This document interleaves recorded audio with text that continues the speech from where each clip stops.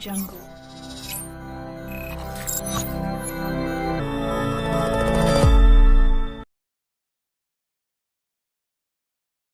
Assalamualaikum warahmatullahi wabarakatuh. Bertemu saya lagi, Frandi, di YouTube Mastery 1.0.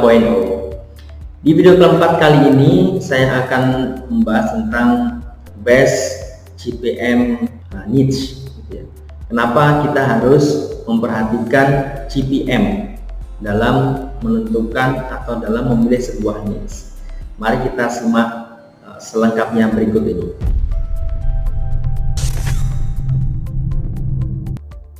Best GPM needs. Nah, pertanyaannya adalah kenapa kita harus mempertimbangkan GPM? Nah, di YouTube Mastery 1.0 untuk memonetize sebuah channel ini memakai banyak revenue stream, yaitu YouTube AdSense, menjual produk fisik, produk digital, dan juga affiliate. Nah, khusus untuk YouTube AdSense ini merupakan salah satu revenue stream yang paling mudah dan sederhana.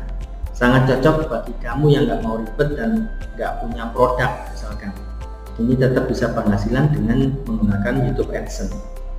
Nah, kalau di YouTube AdSense, maka GPM ini menjadi sesuatu yang sangat penting. Kenapa? Yang pertama adalah dengan jumlah view yang sama, penghasilan yang dapat kita lebih besar, karena GPM itu adalah cost per mil, adalah biaya yang dibayarkan pengiklan per 1000 view. Yang kedua adalah dengan jumlah konten yang sama, potensi penghasilan bisa lebih besar, karena tadi lebih besar GPM-nya. Dan yang ketiga adalah hemat tenaga dan waktu. Jadi GPM itu apa? Kalau teman-teman masih bingung, jadi GPM itu adalah biaya yang dibayarkan pengiklan per 1000 tayangan. Jadi kalau misalkan masih ada teman-teman yang masih bingung ya, masih nggak ngerti YouTube AdSense itu apa, penghasilannya dari mana segala macam. Jadi sebenarnya YouTube ini berperan seperti kalau kita di dunia konvensional itu kayak TV gitu ya. TV, stasiun televisi. GPM, cost per mil, atau biaya yang dibayarkan pengiklan per 1000 tayangan. Jadi kalau masih ada teman-teman yang bingung, sebenarnya YouTube ini dapat uang dari mana gitu. Terus kita YouTuber dapat penghasilan dari mana dan segala macam. Jadi konsepnya, jadi YouTuber ini ada 3 pihak ya. Jadi YouTube ini sebagai di tengah-tengah. Terus kemudian konten kreator ini adalah kayak kita, YouTuber itu adalah sebagai yang mengisi konten gitu ya. Dan ada pengiklan. Pengiklan ini dalam bentuk usaha atau perusahaan yang dia ingin mempromosikan produk dan jasanya. Ini pengiklan. Pengiklan dia harus membayar sekian per gitu ya. Per klik iklan atau per 1000 tayang. Gitu. Dia harus membayarnya ke YouTube. Dan YouTube sebagian penghasilannya diberikan kepada konten kreator yang mempunyai channel. Itu jadi sama-sama winning solution. Jadi teman-teman nggak perlu bingung lagi ya, kita dapat penghasilan dari mana? Itu sumbernya dari pengiklan yang pengen iklannya dilihat, ditonton oleh banyak orang yang iklannya di YouTube. Nah, kalau di YouTube itu ada namanya playback based cost per mil, yaitu biaya berbasis pemutaran yang efektif per 1000 dan memberitahu Anda berapa banyak pengiklan membayar per 1000 pemutaran dimonetisasi. Pemutaran dimonetisasi itu terjadi ketika pemirsa melihat setidaknya 1 tayangan iklan ketika menonton salah satu video Anda. Jadi yang dimaksud pemutaran dimonetisasi itu adalah satu tayangan iklan ketika menonton salah satu video Anda. Jadi kadangkala video kita itu diputar tidak ada iklan, maka itu tidak dihitung sebagai pemutaran yang dimonetisasi. Ya, pemutaran yang dimonetisasi yang disebut di sini adalah yang dihitung itu adalah pemutaran tayangan video yang ada iklannya dan ditonton oleh viewer. Maka di sini kalau kita lihat di sini, maka memperhatikan siapa saja pengiklan di sebuah niche itu menjadi penting, karena ada beberapa niche tertentu itu yang sepi pengiklan gitu ya, atau pengiklannya tidak banyak persaingan sehingga dia bidnya rendah, sehingga murah, akhirnya berefek juga ke kita, penghasilannya juga lebih murah. Kalau kita lihat di posisinya CPM itu ngeceknya di mana. Jadi teman-teman bisa cek di sini, masuk YouTube, kemudian di pojok lambang ini teman-teman klik aja, terus kemudian diklik YouTube Studio. Nah, ketika udah masuk YouTube Studio, teman-teman buka di analitik, klik di sini ya, analitik ada di kiri, sampai kiri, klik analitik. Nah, cara ngecek CPM itu berapa? Nih, revenue. Ini kalau teman-teman sudah memiliki channel dan sudah mengupload video dan sudah dimonetize, maka akan muncul data-data seperti ini. Ini salah satu channel saya. Ini sengaja saya blur ya, untuk menghindari hal-hal yang tidak diinginkan. Jadi ini adalah namanya playback based CPM tadi yang kita sebut tadi ya. Jadi berapa pengiklan ini membayar kepada YouTube, gitu ya, bayar kepada YouTube per 1000 tayang. Jadi per 1000 tayang pengiklan itu rata-rata dia memberikan 0,72 dolar. Kalau kita rupiahkan itu sekitar berapa ya? Kita hitung ya. 1 dolar sekarang 14.300 dikali 0,72. Nah, berarti sekitar 10.296. Jadi per 1000 view yang dimonetize itu pihak pengiklan membayar 10.296 kepada YouTube. Gitu ya, kepada YouTube, bukan kepada kita. Kalau kepada kita nanti bahas kita di yang namanya RPM. Nah, kita bahas di RPM. Ada namanya RPM atau revenue per mil, atau berapa banyak penghasilan yang Anda peroleh, maksudnya yang kita sebagai content creator per 1000 tampilan. Tampilan total didefinisikan sebagai sebuah tampilan termasuk tampilan yang tidak dimonetize.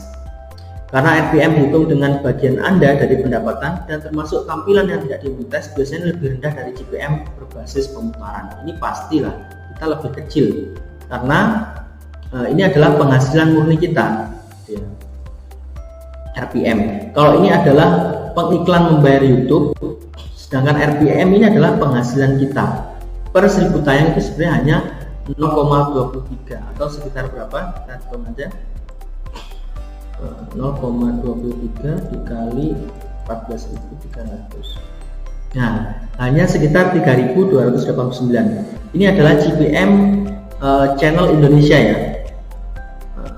Makanya teman-teman perlu coba juga membuat channel yang luar negeri karena penghasilannya jauh lebih besar daripada Indonesia. Biasanya 5-10 kali lipat.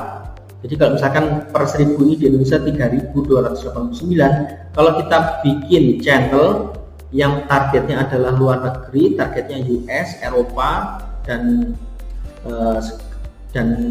yang pakai bahasa Inggris ya rata-rata ya, itu berarti kalau misalkan 10 kali lipat maka 32.000 gitu ya, 890, bedanya sangat jauh gitu. Nah, kita hitung ini ya, maka kita bisa hitung pendapatan kita sebenarnya berapa gitu. Kita lihat di overview.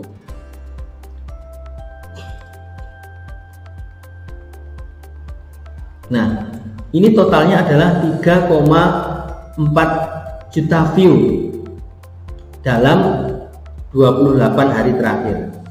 Maka kita cek aja kali 28 hari dikali tadi penghasilan kita berapa ya totalnya ya, berarti per 1000 view dikali 3,4 juta, maka dikali 3,4 juta ini dibagi 1000 berarti berapa? 3,4 juta gitu ya. Nah, sama dengan 11 juta 182.600. Ini penghasilan kita di channel ini. Satu channel ini menghasilkan per bulannya atau 28 hari, bukan 30, bukan selama 1 bulan ya. Ini per 28 hari karena di YouTube itu ini ya per 28 hari. Berarti 11 juta 182.600 satu channel. Ya, kembali lagi ke sini. Berarti CPM itu sangat menentukan besarnya GPM itu sangat menentukan berapa besar penghasilan kita. Makanya kita perlu memilih GPM juga ya, mengkombinasikan sebelum memilih niche tertentu, sebelum memilih sebuah ceruk pasar tertentu, kita juga perlu memperhatikan GPM, cost per mil, atau biaya yang dibayarkan oleh pengiklan kepada YouTube per 1000 tayang. Itu otomatis mempengaruhi RPM kita. RPM ini hubungannya dengan penghasilan yang kita dapatkan. Nah, ini terus GPM yang besar itu untuk masing-masing kategori channel tadi apa sih gitu ya.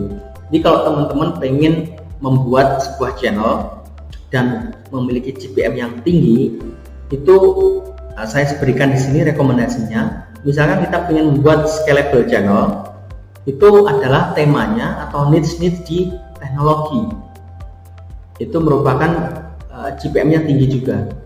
Teknologi, kemudian kesehatan, kecantikan, diet, fitness, otomotif, film, ini merupakan yang memiliki GPM yang tinggi.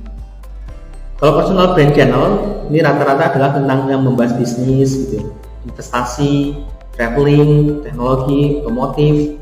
Comment channel, kalau comment channel ini kesehatan, kecantikan, film, teknologi, otomotif. Mas, apakah boleh membuat channel di luar kategori ini? Oh, sangat boleh.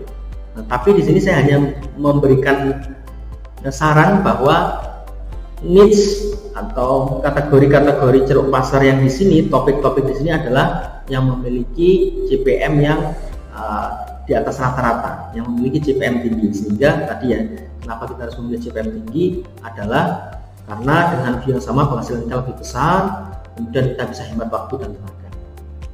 Itu tadi pembahasan tentang channel-channel mana saja yang memiliki GPM yang tinggi. Harapannya ini bisa menjadi referensi bagi teman-teman ketika pengen membuat channel, bisa menjadi sebuah referensi.